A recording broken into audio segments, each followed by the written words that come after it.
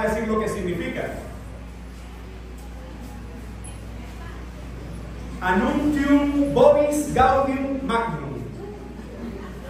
Lo repito porque yo sé que fue muy fácil de la primera. Annuntium vobis gaudium magnum. Habemus papam. Esta es la frase que se dijo hace unos días desde la Basílica de San Pedro. Esta es la frase que hace algunos años se ha tomado como: les anuncio con gran gozo, tenemos papa. Bueno, eso es lo que se anunció hace unos días, como le estaba haciendo referencia. Y lo cierto es que cuando hablamos de la Iglesia católica, apostólica y romana, y hay que decir todos esos nombres, ¿por qué? Porque simplemente cuando uno dice Iglesia católica, lo que está diciendo es la Iglesia universal. Católica significa universal. Por eso hay que decir la Iglesia católica, apostólica y romana, para hacer referencia a ¿qué? A lo que nosotros llamamos comúnmente con el diminutivo o la abreviatura de Iglesia católica. Ahora, es cierto que algunos acá, déjenme hacer esta pregunta de control. ¿Cuántos de los que están acá fueron alguna vez católicos? Gracias al Señor por todos los que fueron salvos.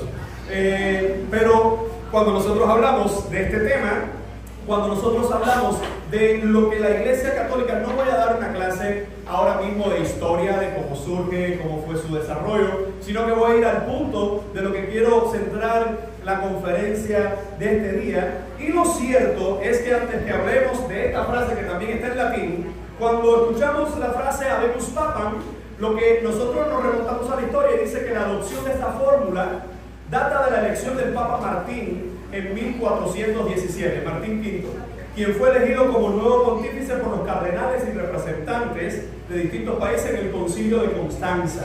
Es decir, es una frase bien antigua. En ese contexto de Martín V, había 3 reclamantes al trono papal. Es decir, había 3 personas que decían que ellos debían ser los papas. Así que en medio de todo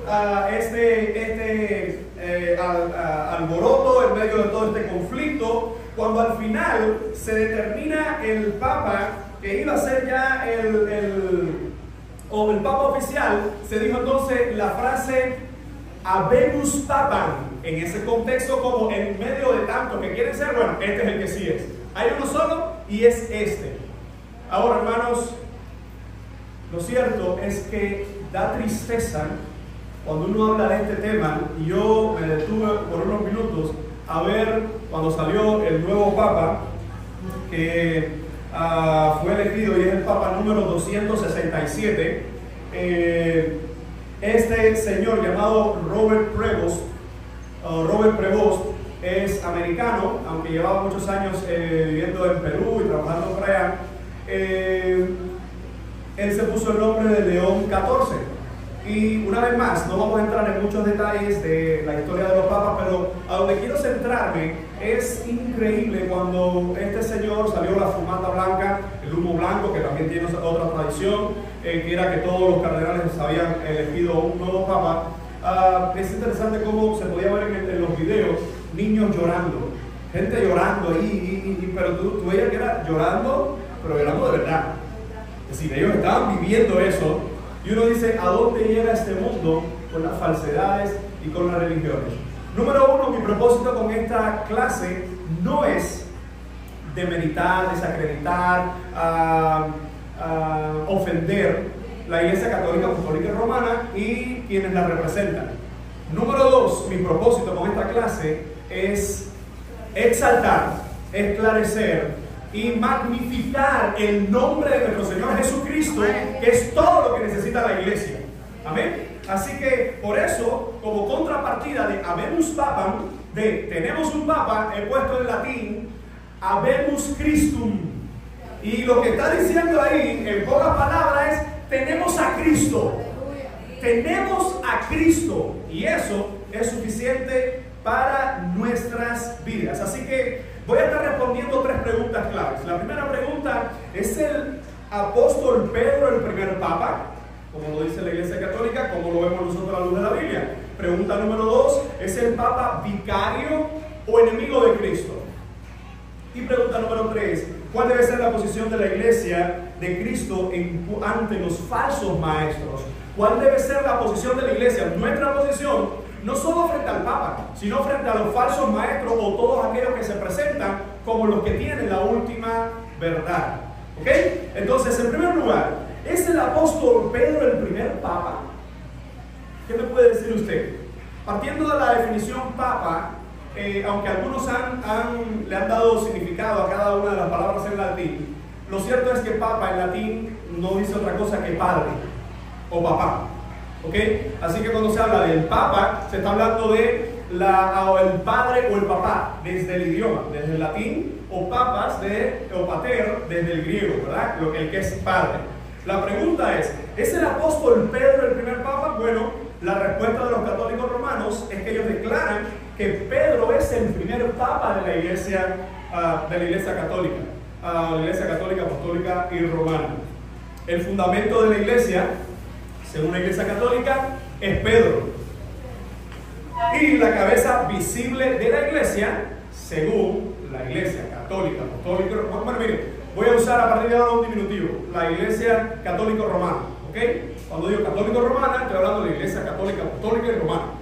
¿Por qué es importante una vez más dar todo el nombre completo? Porque si hablamos de la Iglesia Católica, hermano, nosotros siendo salvos por Jesucristo, somos la Iglesia Universal, la Iglesia Santa de Jesucristo. Por eso decimos la Iglesia Católica, Apostólica y Romana, para remontarnos más bien al desarrollo de la Iglesia Católica como conocemos tradicionalmente. Bueno, este es el fundamento de lo que se dice de Pedro, del apóstol Pedro, de nuestro Pedro en la Biblia, que es el fundamento de la iglesia y la cabeza visible de la iglesia.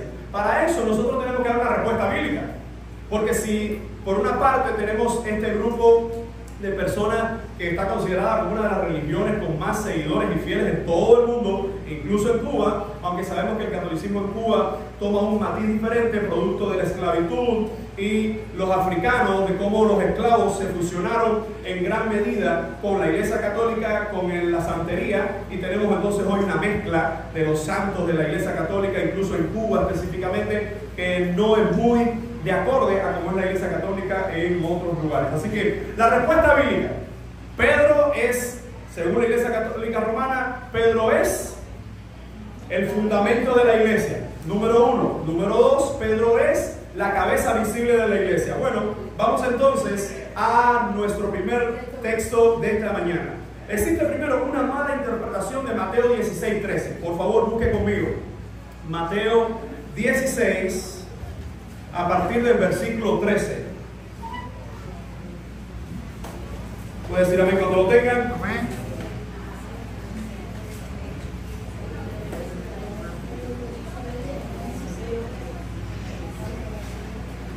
Está acá detrás.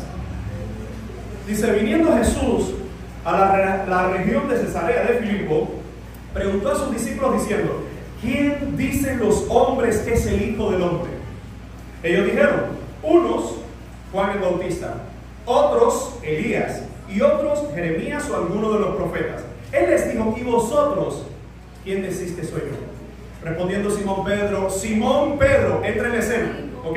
Respondiendo Simón Pedro dijo: tú eres el Cristo, el Hijo del Dios viviente. Entonces le respondió Jesús: supremamente dichoso, supremamente bendecido, o en una sola palabra, bienaventurado eres, Simón, hijo de Jonás, porque no te lo reveló carne ni sangre. ¿Qué significa eso? Eso no te lo dijo una persona, sino mi Padre que está en los cielos. Vamos a entender rápidamente el contexto. Tenemos acá a Jesús, está en la región de Cesarea de Filipo, ojo que es Cesarea, no Cesarea, Cesarea de Filipo, y se encuentra en este lugar conocido, entre varias cosas, como el lugar donde estaba la colina que se le llamaba la puerta del infierno. Había una gran colina que tenía cuevas, en esta montaña tenía cuevas, y en medio de esas cuevas la gente le llamaba, esas son las puertas del infierno. Así se conocían, se hacían rituales diabólicos, se hacían sacrificios en ese lugar. Y Jesús le hace dos preguntas. La primera, ¿cuál es? Bueno, ¿quién dice la gente que soy yo? ¿Cuál es la opinión pública?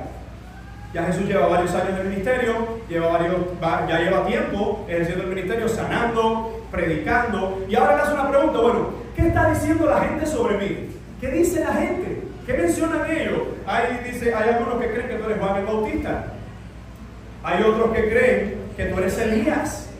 Hay otros que creen que eres Jeremías o alguno de los profetas. No podemos detenernos en todos los detalles, pero que algunos creyeran que Jesús era Juan el Bautista, ellos estaban diciendo, se ha levantado un profeta con tanto renombre entre nosotros, ese es.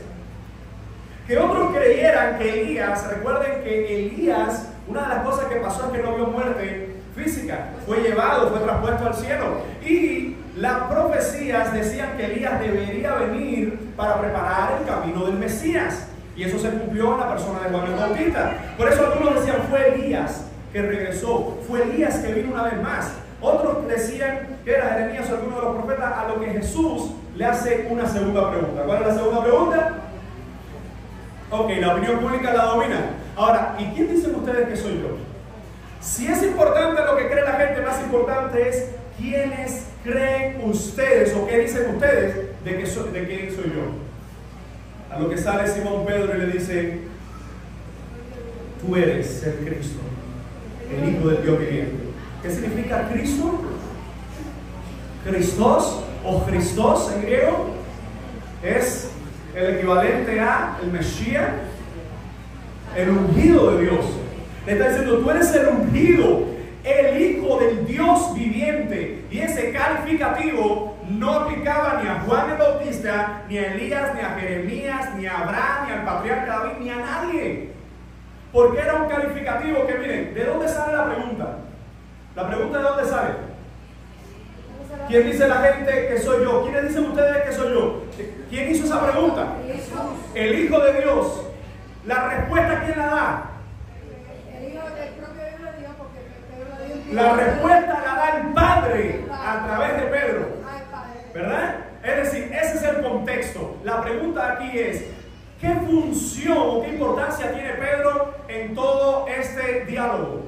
Bueno, que él, por revelación divina del Padre, ha dado la respuesta correcta a la gran pregunta de la vida. ¿Quién es Jesús para ti? A lo que nos lleva entonces a la segunda parte. No se asuste por la segunda parte del párrafo, ¿ok? Vamos a leer primero el verso 18. Arriba está en español. Y yo también te digo que tú eres Pedro, y sobre esta roca edificaré mi iglesia, y las puertas del Hades no prevalecerán contra ella. Vamos a detenernos acá. Lo que se encuentra debajo es el mismo versículo, pero está en griego. Ok, sé que algunos ya pueden reconocer esto acá porque están en el seminario, otros lo han pasado. Otro dice, pastor, si me da trabajo leer arriba en español, imagínate abajo en griego. Pero vamos a detenernos en estas dos palabras. ¿Por qué razón? ¿Qué es lo que dice la Iglesia Católica Romana? Que ¿quién es el fundamento de la Iglesia? Pedro. Según la Iglesia Católica Romana, ¿quién es la cabeza visible de la Iglesia? Pedro. Y después de Pedro, 266 más. Hasta el día de hoy, que está Prevost, o León XIV, que es el Papa número 267. Entonces dice Jesús, yo también te digo que tú eres... Yo también te digo que tú eres ¿qué? Perdón. Pedro. Ahora, ¿qué pasa con esto? Voy a leerle una afirmación católica. Y es muy importante que usted esté acá conmigo, porque si usted se pone y se distrae, no sabe si lo que estoy hablando es como creyente evangélico, protestante o como católico. Así que por favor, atiéndame ahora mismo. Esto es una definición católica, romana. Dice así: Pedro fue el primer papa. El papa es coronado con una triple tiara como rey del cielo, de la tierra y del infierno. Definición católica, y sigo leyendo. Esgrime dos espadas, la espiritual y la temporal. La Iglesia Católica enseña que nuestro Señor confirió a Pedro el primer lugar de honor y jurisdicción en el gobierno de toda su Iglesia, y que la misma autoridad espiritual siempre ha residido en los papas como sucesores de San Pedro. En consecuencia, para ser buenos seguidores de Cristo, todos los cristianos, cleros y laicos deben estar en comunión con la sede de Roma, donde Pedro reina en la persona de su sucesor. Hermanos, esto es blasfemo. Es blasfemo. porque esto no es lo que nos dice la palabra del Señor. Salgo de esta definición católica romana y vamos entonces a lo que dice la Biblia. La pregunta es, si nosotros volvemos a este texto y decimos, yo también te digo que tú eres Pedro, la palabra griega que se usa aquí para Pedro es esta, la voy a poner acá arribita.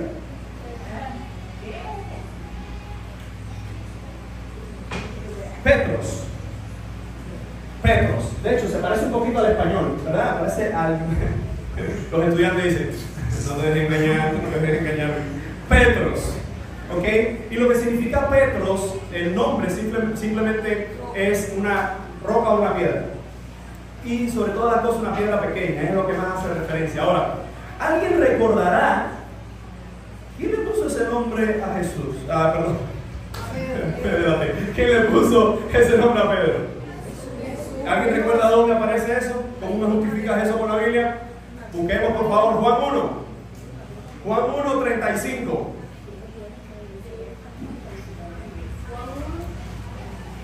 Juan 1, a partir del verso 35, voy a leer el verso 40. Juan 1, 40.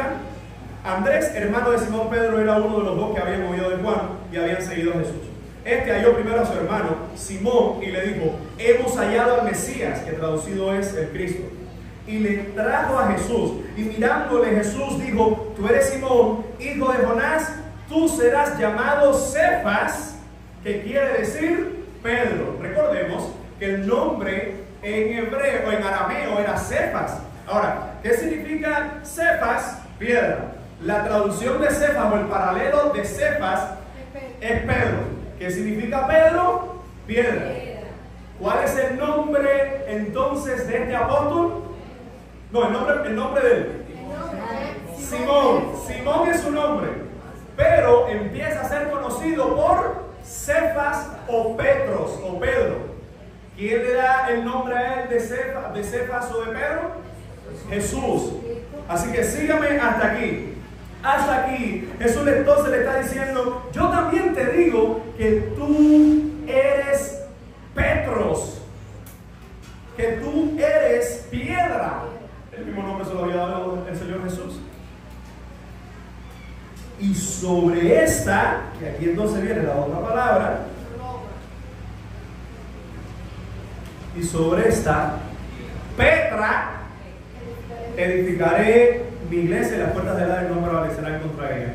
Si se da cuenta, Petros y Petra son dos palabras que parece que vienen de la misma, bueno, parece no, vienen de la misma familia, pero en realidad son dos palabras diferentes.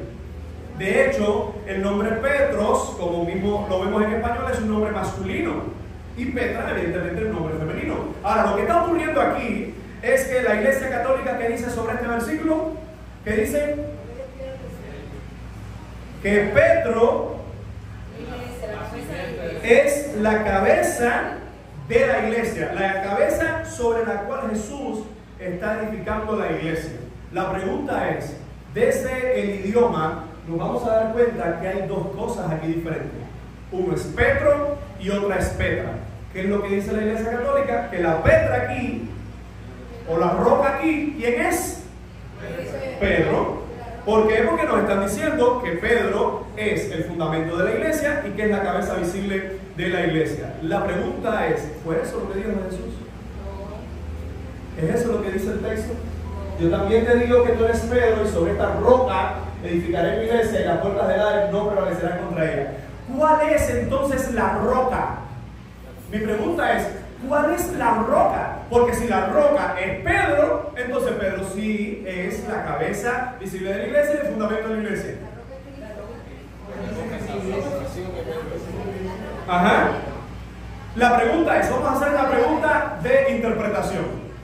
Cuando en la Biblia se nos habla de un tema determinado, en un versículo, yo le hago una pregunta al versículo y yo digo, bueno, ¿de qué me está hablando aquí? Por regla general y obligatoria, ¿qué tengo que hacer para interpretar correctamente? Ubicarnos en el contexto. ¿Cómo nos ubicamos en el contexto de ese versículo? Bueno, lo que acabamos de leer ahorita. Y la pregunta es, él le dijo, ¿y vosotros quién decís que soy yo? Respondiendo Simón Pedro le dijo, tú eres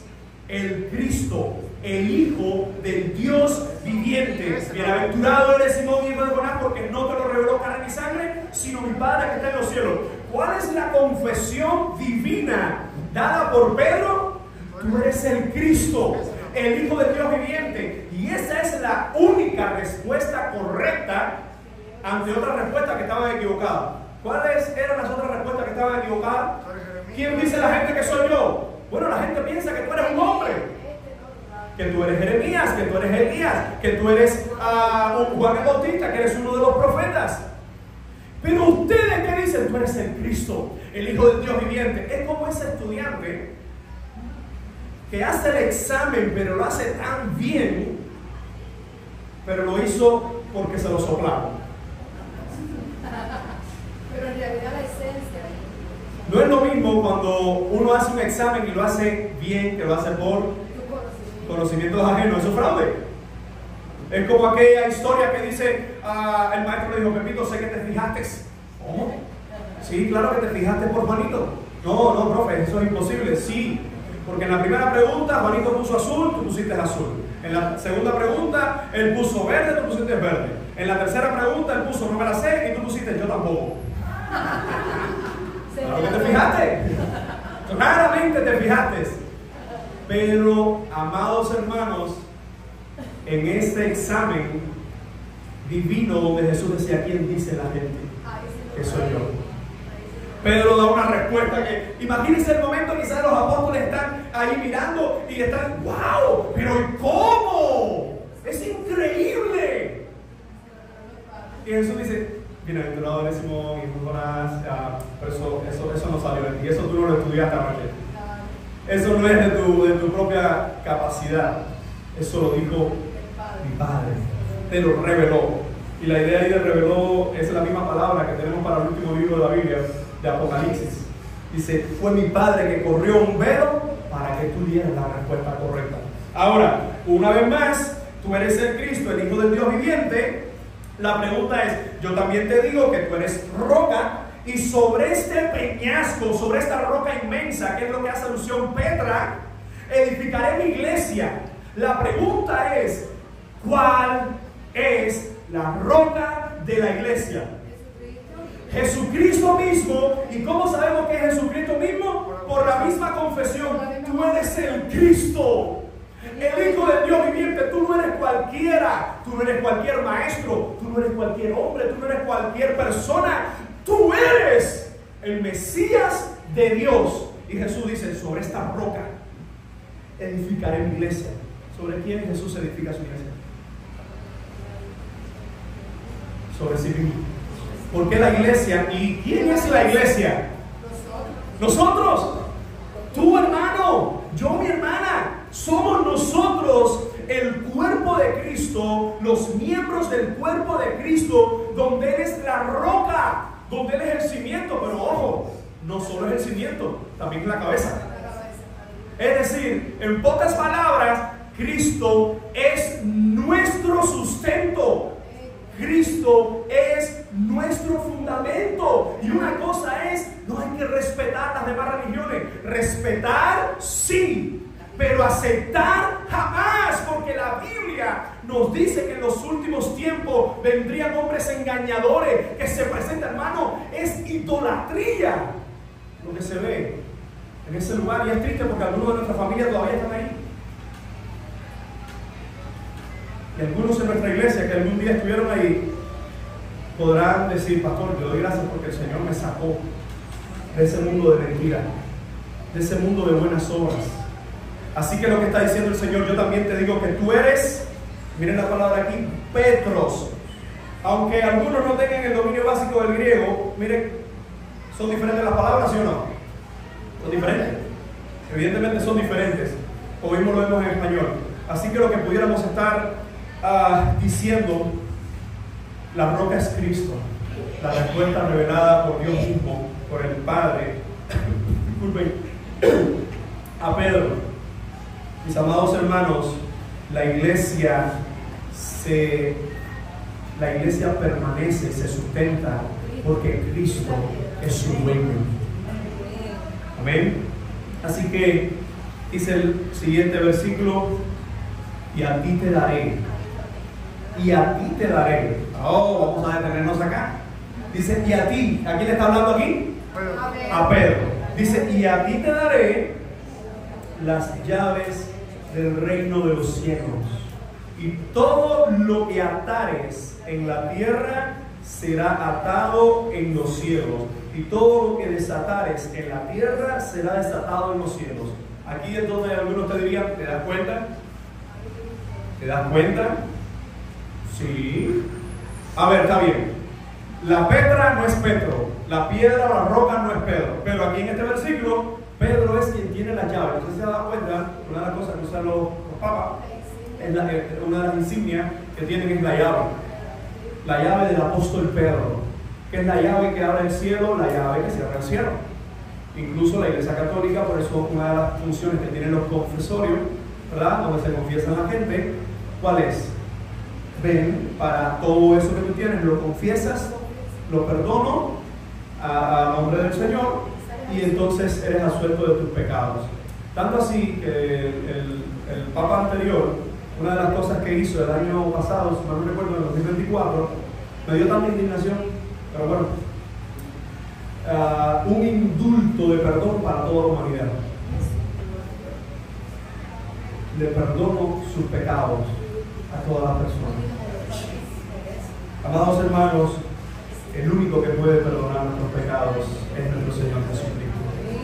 El único que puede, porque Él ha provisto el medio de perdón para los pecados, es Jesucristo. ¿Sabe por qué? Porque fue el único que fue a una cruz y derramó su sangre sin pecado y resucitó para que tú y yo tengamos perdón en Cristo, no en los hombres. Y esto parece como que sí, bueno, pastor, nosotros no somos católicos romanos, pero mis amados hermanos, hay mucha gente que vive dentro del cristianismo como si fuera un cristiano nominal. ¿Cuál es el cristiano nominal? Ese que dice, ¿eres cristiano? Sí. ¿Por qué? Creo en Dios. ¿Y cómo es tu vida? No, mi vida es como yo entienda, pero Dios me ama así. Eso no es cristianismo. Eso no es cristianismo. Por eso cuando usted ve, sí, la Iglesia Católica, ¿hay hipocresía? Sí. ¿Hay papas perversos? Sí. ¿Hay violación de niños? Sí. Pero también en la Iglesia evangélica. Pero también hay estafadores dentro de los cristianos. Pero también hay pastores bandoleros y delincuentes. Pero también hay mentirosos e hipócritas dentro de las congregaciones nuestras. Es decir, que si vamos a hablar de hipocresía, ellos no son los únicos. La diferencia es que los que son hipócritas dentro de ellos van al infierno, pero los que son fieles dentro de ellos y no se arrepienten de su pecado, igual van al infierno. Es la diferencia con nosotros como Iglesia de Cristo, que los que son hipócritas dentro de nosotros van al infierno. Los que no son, estamos en la verdad, que la verdad es Jesucristo. Así que cuando nosotros vemos esto, y a ti te daré las llaves del reino de los cielos, y todo lo que atares en la tierra será atado en los cielos, y todo lo que desatares en la tierra será desatado en los cielos, uno debe hacerse una pregunta. Uno, ¿qué significa que a Pedro se le ha dado las llaves del reino de los cielos? Porque está claro que sí se le dio las llaves a él. Número dos, ¿cómo puedo entender que a Pedro se le ha dado esas llaves y que a la vez Pedro no es ni la cabeza de la iglesia ni el fundamento de la iglesia? Bueno, la respuesta sencilla. Bueno, antes de la respuesta sencilla quiero la complicada. ¿Qué cree usted? ¿Cómo entender que a Pedro se le ha dado las llaves de la puerta o del reino de los cielos? Todo lo que atare en la tierra será atado en los cielos, lo que desatare en la tierra será desatado en el cielo. ¿Cómo? ¿Cómo?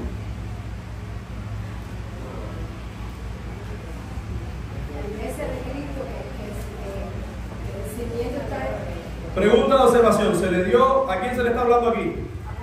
A Pedro, no podemos negarlo. Se le está hablando a Pedro. Pregunta de interpretación, ¿cómo aplicamos, cómo entendemos que a Pedro se le dio esas llaves? Uno, la respuesta no está simplemente en el versículo. La respuesta está en todo el Nuevo Testamento. ¿Por qué razón? Porque hay que ver, a partir de ahí, cuál es la connotación que tiene el apóstol Pedro, que fue lo que hizo en su ministerio y que hicieron el resto de los apóstoles, para entender qué significa esa idea metafórica de una llave. A ver, Héctor tiene llamado pastoral y se está preparado también como pastor. Él nos va a decir qué cosas son las llaves. La llave del reino de los cielos debería ser el evangelio o el mensaje de salvación, que es lo que da el acceso al reino de los cielos. Ajá. ¿Escucharon allá atrás? No escucharon allá atrás. Ponte en pie, vamos. Con voz de trompeta. Vamos, está casado. A ver, la llave del reino de los cielos debería ser, como nosotros podemos entender, por la palabra de Dios, por el evangelio o por el Nuevo Testamento, como decía el pastor, que es el mismo, el evangelio en sí, la buena nueva salvación, que fue lo que vino a dar Cristo para nosotros, el mensaje de salvación, siendo Él el mediador entre los hombres y Dios, siendo la llave para darle acceso a los hombres al reino de los cielos. Es decir, en resumen, una frase, la predicación del Evangelio de Jesucristo. Cuando los apóstoles estaban predicando el Evangelio, ¿qué estaba ocurriendo con aquellos que respondían en fe? Eran aceptados en el cielo. Cuando los apóstoles están predicando y el Evangelio está siendo rechazado, ¿qué está haciendo o qué se está reafirmando en esas personas? El cielo se está cerrando para ellos. El reino de los cielos se ha cerrado para ellos. Pero no solo eso. Porque este texto, cuando nosotros leemos, estamos en el capítulo 16, pero cuando nosotros vamos al capítulo 18, nos vamos a dar cuenta en el contexto de la disciplina. En el versículo 17 dice: y si no lo oyeres a ellos, dilo a la iglesia. Si no oyera a la iglesia, tenlo por gentil y publicano. De cierto os digo que todo lo que atéis en la tierra, miren la misma frase, todo lo que atéis en la tierra será atado en el cielo, y todo lo que desatéis en la tierra será desatado en el cielo. Otra vez os digo que si dos de vosotros se pusieren de acuerdo en la tierra de cualquier cosa que pidieren, les será hecho por mi Padre que está en los cielos, porque donde estén dos o tres congregados. Ese versículo no es para cuando hay poquita gente en la casa de culto. Ese versículo es para cuando se está aplicando la disciplina, donde hay dos o tres creyentes que quieren rescatar a un hermano, interceder por el hermano, confrontar al hermano con el pecado. El Señor está en medio de ellos. Eso es lo que significa: donde estén dos o tres congregados, ahí estoy yo. Y la misma frase, todo lo que atéis, verso 18, todo lo que atéis en la tierra será atado en el cielo, todo lo que desatéis en la tierra será desatado en el cielo. Es la misma frase que acabamos de leer aquí en el contexto: y a ti te daré las llaves del reino de los cielos. Así que si empezamos a hacer un resumen, vamos a ver que hay dos grandes elementos que nos hablan de qué abre y qué cierra la puerta de los cielos. Uno, la predicación del Evangelio. Cuando el Evangelio es anunciado, hermano, cuando el Evangelio es anunciado, el bendito Dios nos da la palabra por medio de su Espíritu Santo, y cuando nuestros ojos son abiertos, éramos muertos y ahora se nos ha abierto el reino de los cielos y somos salvos por su gracia. Pero aquellos que Dios no existe, eso es una mentira, y yo pido la Dios a mi manera y yo quiero hacer las cosas a mi forma, permanece cerrada el reino de los cielos para él. Ahora, en este contexto de Mateo 18, que se usa la misma frase, que es un contexto de disciplina, es un contexto donde la persona al final no se quiere arrepentir. ¿Qué es lo que está diciendo? Lo que atéis en la tierra, es decir, buscando la restauración de alguien, el arrepentimiento de alguien. Hermano, ¿qué propósito tiene la disciplina bíblica para los creyentes? Restaurar al creyente, restaurar a las personas, número uno. Número dos, poner al descubierto si verdaderamente eres hijo o no de Dios. Y fíjense cómo está diciendo el texto: y a ti te daré las llaves del reino de los cielos, y todo lo que atares en la tierra será atado en los cielos, y todo lo que desatares en la tierra será desatado en los cielos. Resumen: Pedro tenía las llaves, sí, pero los apóstoles también. Pero los que siguieron a Jesús, nosotros como iglesia de Cristo, también estamos abriendo las puertas del reino de los cielos para muchos cuando anunciamos a Jesucristo. No cuando nos anunciamos a nosotros. Por eso tenga cuidado, no venga a la iglesia para que veas lo bien que te vas a sentir ahí. Ten cuidado, porque cuando tú o yo le demos una mala respuesta, o no le demos la respuesta correcta, o hagamos una mala actitud, entonces la gente dice: me engañaron, me dijeron que aquí yo me iba a sentir bien. Esto no es una iglesia para sentirse bien. Este es un lugar para que nuestras almas sean restauradas, sean animadas, sean fortalecidas, para ser alimentados con el Evangelio de Cristo. un grupo de pecadores perdonados. Por eso es que muchos aquí ahora pueden decir, pastor, y por eso mismo que usted acaba de decir, es que todavía permanezco en esta iglesia. Porque cuando tuve una situación X, es verdad que a algunos se les olvidó, otros no fueron, pero yo sabía que lo hacían simplemente porque son iguales que yo, porque cometen errores. Porque cuando usted ve gente que te está predicando una iglesia con un ambiente perfecto, eso es cualquier cosa menos una iglesia. La iglesia de Jesucristo, una de las cosas más grandiosas que tiene es el perdón de Dios. Y ese perdón no es privado, no es solo para nosotros, es para todos aquellos que digan, Señor, perdona mi alma. Hermanos, y así se sigue abriendo el reino de los cielos para muchos y cerrando el reino de los cielos para otros. La pregunta es Pedro el fundamento o la cabeza de la iglesia? Determinantemente no. Ahora, algo que hay que reconocer es que Pedro comienza a jugar un papel preponderante en la iglesia de Cristo, tanto así que en el concilio de Jerusalén, Hechos capítulo 15, vemos al apóstol Pedro frente a la iglesia de Jerusalén con Santiago. Es decir, se convierte en una de las voces principales de la iglesia del Señor en Jerusalén.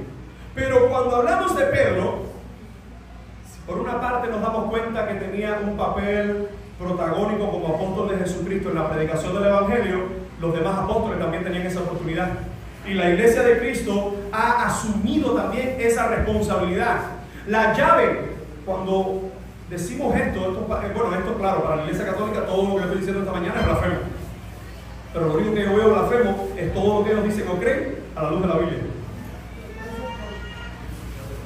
Pero mientras la iglesia católica romana la llave la tiene una sola persona, en la iglesia de Jesucristo toda la iglesia tiene esa llave. Por eso cuando, miren hermano, yo sé que en estos días es complicado y se lo dice a alguien que estos días ha tenido que morder la lengua. Yo sé que usted dice, bueno, yo la he tenido que morder más,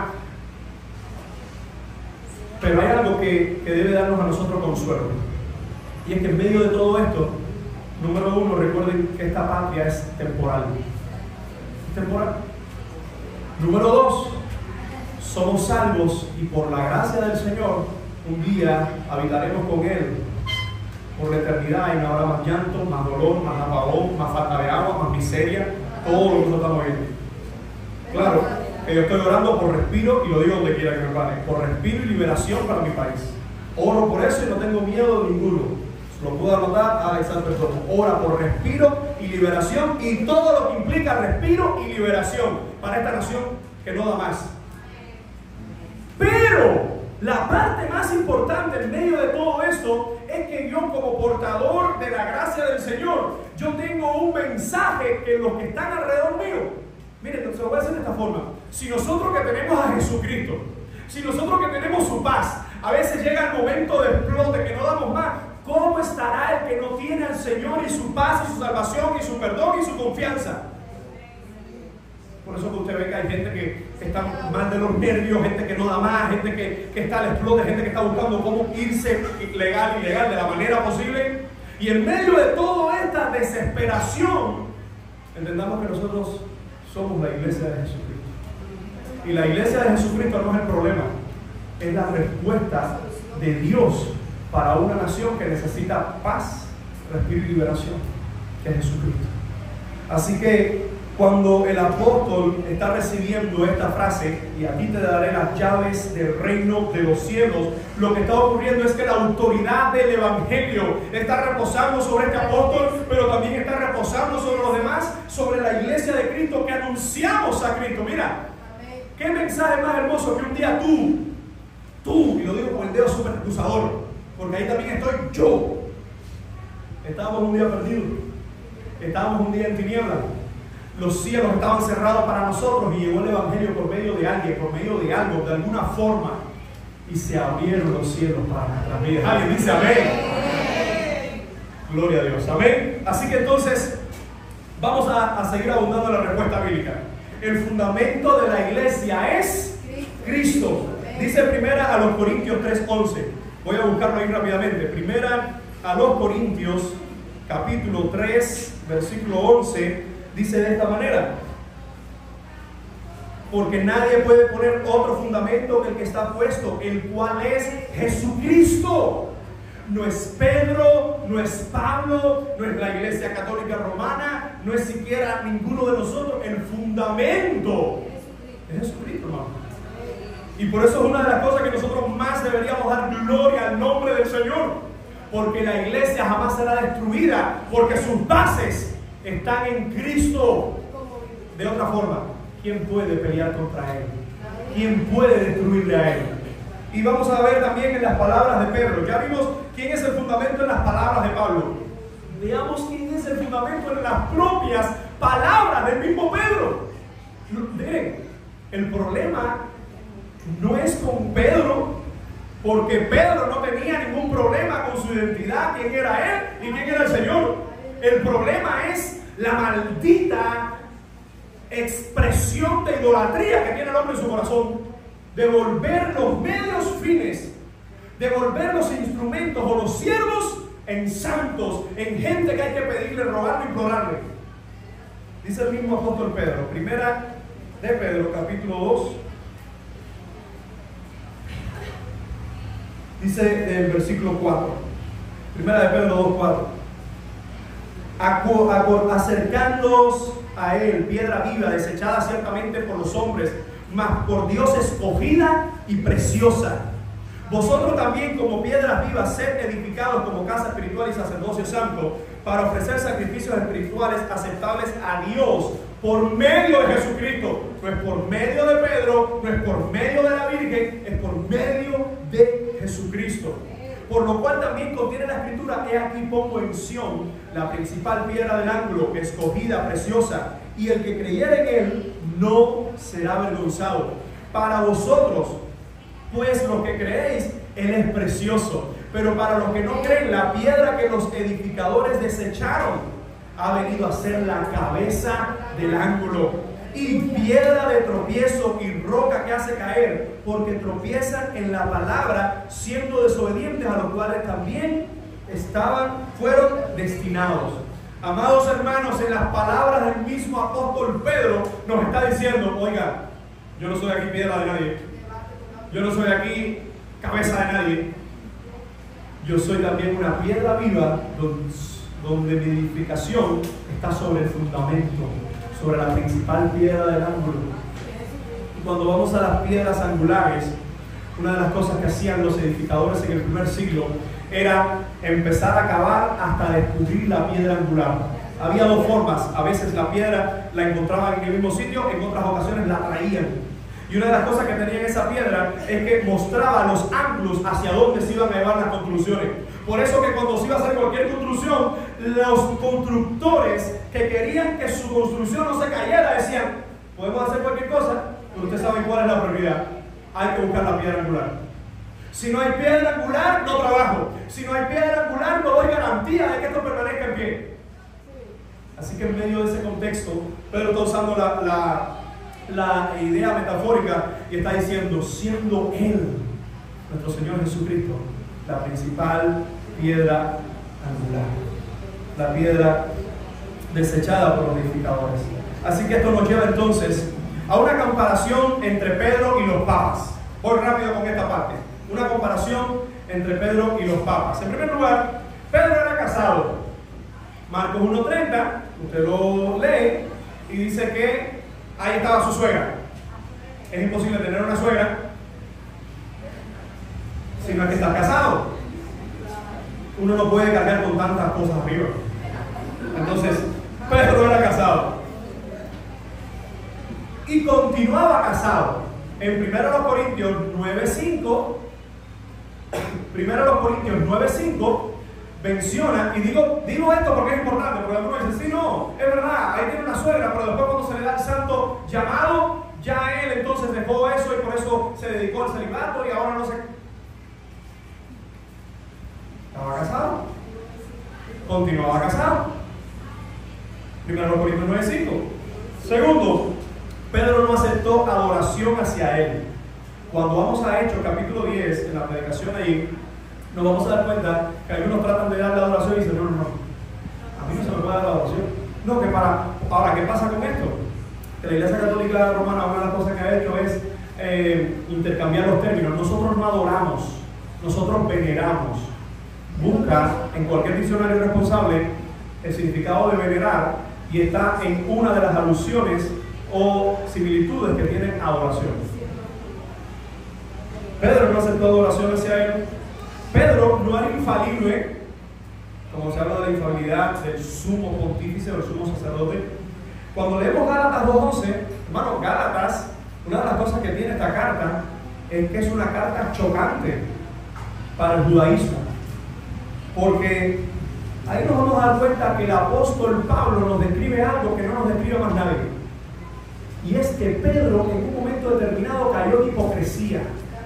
Y no solo que cayó en hipocresía, sino que arrastró a Bernabé en esa hipocresía. Y Pablo en su carta, que iba a circular por todas las iglesias, le dice, tuve que reconvenirlo, porque lo que hacía era digno de condenar. Y en su hipocresía arrastró también a Bernabé, uno de los grandes pilares de la iglesia primitiva. Es decir, ¿qué es lo que nos está diciendo esto? Que Pablo registra en su carta cómo él, siendo un abortivo, es decir, siendo del último llamado de los apóstoles, tuvo que reconvenir, llamar y amonestar públicamente al apóstol Pedro por su pecado. Y Gálatas 2:11, porque algunos dicen, no, sí, pastor, pero es que en los evangelios vemos muchos errores que cometió Pedro. Sí, pero esto no es los evangelios. Esto es después que ya ha recibido, y a ti te daré las llaves del reino de los cielos. Como nosotros. Siguiente, Pedro se considera siervo, apóstol y pastor. Cuando leemos cada uno de esos textos, él dice siervo juntamente con ustedes, apóstol juntamente con ustedes, ¿verdad? Pastor juntamente con ustedes, pero no vemos otro calificativo. Hermano, miren, es lo mismo que pasa con la Virgen María, que no es virgen ya. No se puede hablar de la Virgen María, solo se puede hablar de María. Para hablar yo de la Virgen María, es que estoy hablando antes de la concepción, o antes de que diera luz a Jesús. Por eso se habla de María. Cuando estemos allá, usted le podrá preguntar a María y te dirá, adoración a mí, no, jamás, a Rey de Reyes y Señor de Señores. ¿Por qué razón? Porque yo sé que ese es su pensamiento en la presencia del Señor, porque esa fue su declaración cuando fue escogida por el Señor. Esa fue su declaración cuando estuvo en el ministerio del Señor, y fue la última encomienda del Señor Jesús en la cruz sobre el apóstol Juan, que cuidaba de ella. Y la vemos después a ella con los discípulos en los primeros pasos de la iglesia del libro de los Hechos. Así que ni Pedro, ni María, ninguno de ellos son dignos de adoración, ni ellos la quieren. Es como nosotros, hermano. Usted puede decir, oh, gracias al Señor por fulano, gracias a Dios por ciclano, pero nadie que le da la adoración genuina al Señor quiere adoración para él. Y el que la quiere es porque no se la está dando al verdadero Dios. Amén. Y Pedro reconoció la única inspiración de las Escrituras. Cuando vamos a 2 de Pedro 1, 19 al 21, dice que los santos hombres de Dios hablaron siendo movidos. La palabra griega es fero, siendo llevados por el Espíritu Santo para dar esa palabra. Y esa palabra no es lo que dicen en la Iglesia Católica Romana sobre la infalibilidad papal. Es que lo que diga el Papa como cátedra tiene la misma autoridad que las Escrituras. Hermano, yo puedo decir aquí algo. Si lo que yo digo o enseño aquí, y hablo de mí, pero hablo de todos ustedes y del que venga después. Si lo que hablamos aquí no es lo que dice la Biblia, es mentira. Si lo que predicamos aquí no es lo que dicen los 66 libros, usted no tiene por qué creerlo, usted no tiene por qué aceptarlo. Porque hoy vemos un pseudo cristianismo donde los predicadores han hecho un evangelio aparte del evangelio de Jesucristo. Tenga cuidado con ese tipo de evangelio. Siguiente. ¿Es el Papa vicario o el enemigo de Cristo? Los católicos romanos declaran que el Papa es el vicario. El pontífice romano, estoy leyendo del Catecismo, página 260, 882. Es decir, esto es con la tarea hecha. Esto es en boca de ellos.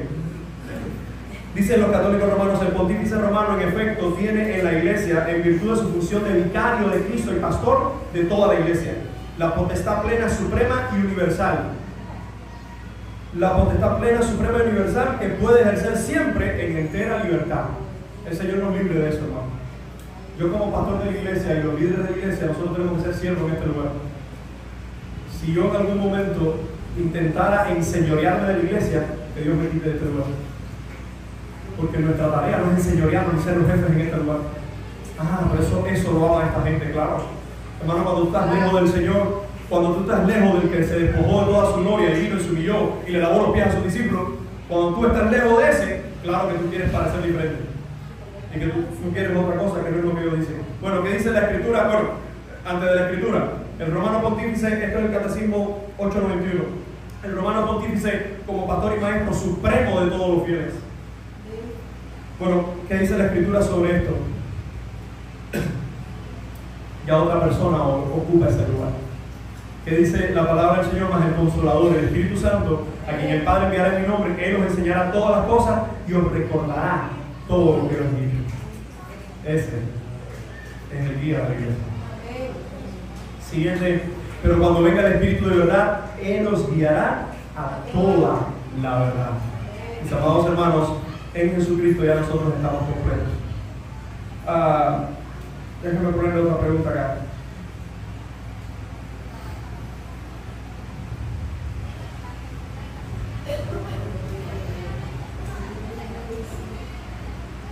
Los católicos romanos declaran que el Papa es la cabeza. El Papa goza por institución divina de una potestad suprema, plena, inmediata y universal para cuidar las almas. Esto es en el Catecismo 937.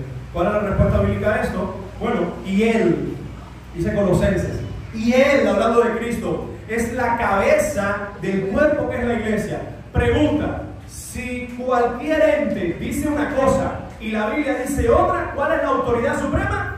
La Biblia, sea Dios veraz y todo hombre mentiroso. Usted decide qué seguir. Porque el marido es cabeza de la mujer, dice, así como Cristo es cabeza de la iglesia. Creo que eso no lleva ni explicación. Los católicos romanos declaran que el Papa es el Santo Padre. Bueno, la respuesta bíblica, y no llaméis Padre vuestro a nadie en la tierra, porque uno es vuestro Padre que está en los cielos. Y ojo con esto, porque este texto de Mateo 23, al menos yo lo veo de esta forma. Es como, por supuesto, Dios en su omnisciencia nos da este texto que es Jesús, de hecho Jesús refiriéndose a los fariseos, y cuando nosotros vemos la iglesia católica es una de las mayores similitudes a lo que son los fariseos del primer siglo. Gente con la escritura, gente con el dinero, gente con los recursos, atacando a Dios y engañando a la gente y volviéndolo más hijo del infierno. Y tenemos este texto, y no llaméis Padre nuestro a nadie en la tierra, pero, y si yo a mi papá le digo papá, evidentemente el texto no está hablando de llamar padre a papá, sino que está hablando de quién. La comparación con quién es. Miren el mismo versículo. Y no llaméis Padre nuestro a nadie en la tierra, porque uno es vuestro Padre. Es decir, la intención de llamar Padre a nadie en la tierra es en comparación con quién. ¿Con quién? Con nuestro Padre Celestial. A eso está haciendo referencia. Porque Él incluso dice, debemos honrar a nuestros padres y a nuestras madres. Así que no es ese simple llamado de papá a alguien que uno ama, que hay el afecto, sino es ese llamado, como se hace, a una autoridad suprema establecida por nosotros, no por Dios. En este caso, ¿quién no te temerá, oh Señor, y glorificará tu nombre? Pues solo tú eres santo. ¿Sabes por qué digo esto? Porque hay un grupo que para mí no pone una, un grupo musical no pone una, es una en otra, una en otra. El grupo Tercer Cielo, con la muerte del último Papa, hizo una publicación, pues eso es visible. Usted entra a Facebook, busca Tercer Cielo, la página oficial, y ahí está la publicación. Y la publicación dice, honramos la memoria de este Papa, que a pesar de diferencias y todo, que su legado de fe, que su ejemplo de...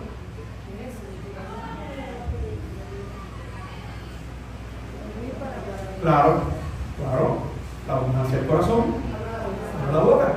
Y si yo digo que el diablo es bueno, es porque yo soy más malo que el diablo. Hermano, tristemente hay creyentes hoy, no sé si Dios permita que no, pero es probable que en medio de nosotros hay gente que dice, pero nosotros somos igual que ellos, Ah, pero yo no tengo santo en mi casa. No es tener santo en tu casa lo único que te diferencia de esa religión. Es haber convertido la iglesia, el evangelio, en un negocio y promover la salvación, no por los méritos de Cristo, sino por las obras humanas, hermano. Eso te lleva directo con pasaje y todo incluido al infierno. Así que, ¿cuál debe ser la posición de la iglesia de Cristo ante los falsos maestros? Voy a solo mencionar de forma genérica para terminar, y usted le tira la foto o toma el versículo para después indagar más sobre él. ¿Cómo reconocer un falso maestro? Sería la primera pregunta. ¿Y qué hacer ante un falso maestro? Primero, ¿cómo reconocerlo? Bueno, el falso maestro quebranta las escrituras. Como dice Mateo 5, de manera que cualquiera que quebrante uno de estos mandamientos muy pequeños y así enseñe a los hombres muy pequeños será llamado en el reino de los cielos. Siguiente, el falso maestro enseña conforme a sus malos deseos, hermano. Mire, el evangelio, en estos días hablaba con dos amistades que no son creyentes, y ellos hablaban con su filosofía. Mira, yo creo que esto, y uno me dice, a ver, pastor, ¿por qué usted cree que yo debería ir a su iglesia? Yo digo, bueno, no es que yo creo que tú deberías ir a mi iglesia, es que yo anhelaría que tú vinieras a Jesucristo y que tú fueras parte de la iglesia de Cristo, pero debes entender una cosa. No te voy a decir que vengas a la iglesia, como quizás mucha gente te habla, para que dejes de hacer esto, dejes de hacer esto, dejes de hacer esto. ¿Por qué? Porque a veces nosotros, sin darnos cuenta, tenemos una cantidad de católicos romanos en la iglesia. Gente que todo se vuelve norma, que todo se vuelve religión. No, tú debes hacer esto, tú debes hacer esto, tú debes hacer esto, tú debes hacer esto. No, hermano, el Espíritu Santo nos convence y con el tiempo y el crecimiento de la vida cristiana, uno va adoptando el estilo de vida que el Señor demanda de nosotros, pero no es a través de Cristo. Bueno, el falso maestro enseña conforme a sus malos deseos. Y ahí tenemos este texto, porque vendrá tiempo cuando no sufrirán la sana doctrina, sino que teniendo comezón de vista, abandonará al maestro conforme a sus propios concupiscencias. Ojo, porque esto no solo aplica al Papa, esto aplica a todos los falsos maestros que nosotros encontramos por ahí. El falso maestro enseña como doctrina mandamientos ¿de quién? De hombres. Y si leemos el contexto, nos vamos a dar cuenta que había un grupo aquí que le daba más importancia a lavar la vasija que iba a tomar.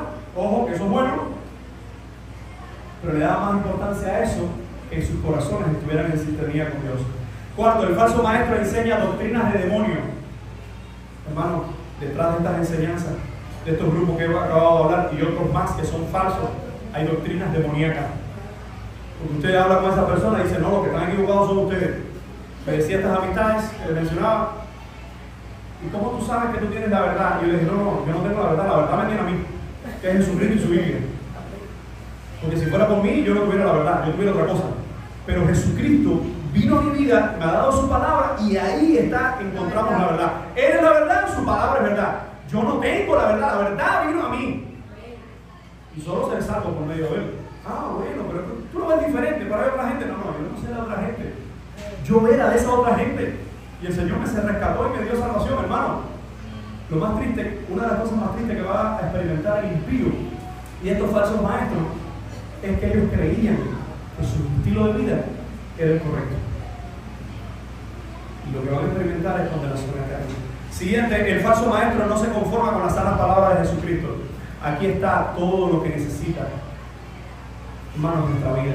Es cierto que a veces se hacen algún reglamento para algún orden, para esto, pero todo eso es hojarasca. Los reglamentos de los hombres con el tiempo hay que quitarlos, porque son hechos para tiempo, espacio, para una situación determinada. La Biblia es el fundamento de la iglesia. Cuando tú vas a una iglesia y tú dices, ¿cuál es su fundamento principal? Y te dicen, es la Biblia. Pero tú vas a los ministerios, vas a las clases que se le dan a los niños, a los adultos, y dices, no, es cierto, esta gente no está jugando, esta gente no está diciendo que es cosa de la Biblia. No, cuando la Biblia se vuelve el fundamento de nuestra vida está en el fundamento correcto y de ahí no puede ni será destruida. ¿Alguien dice amén? El falso maestro vuelve a sus seguidores más hijos del infierno que él, como dice Mateo 23:15, hablando de los hipócritas. El falso maestro atraerá sobre sí mismo destrucción repentina. Y esto es lo que viene sobre los falsos maestros. Y con esta pregunta termino. ¿Qué hacer entonces ante estos falsos maestros? Bueno, lo primero y más sencillo, se lo dijo Salomón a su hijo: no los escuche. A ver qué veo esos cristianos por ahí, que a veces están dentro de nosotros, compartiendo los reels de todos esos falsos predicadores. Y digo, Dios mío, todos estos años sin hermano, Esa gente no puede discernir por sí mismo. Este hermano no puede discernir por sí mismo que eso es un falso predicador. Bueno, cesa, hijo mío, de oír las enseñanzas que te hacen divagar de las razones de sabiduría. Rechazarlo. ¿Qué hacer con los falsos maestros? Rechazarlo. Fíjense toda la descripción que da Pablo a Timoteo. Y dice en el verso 5: esta gente tendrá apariencia de piedad, pero negarán la eficacia a estos. Evítalo. Tercero, apártate de ellos, como dice Romanos 16. Mas os ruego, hermanos, que os fijéis en lo que causa divisiones y tropiezos en contra de la doctrina que vosotros habéis aprendido y que os apartéis de ellos. ¿Por qué hacemos un llamado en esta mañana a todos los ministerios, a todas las casas de culto, a todos?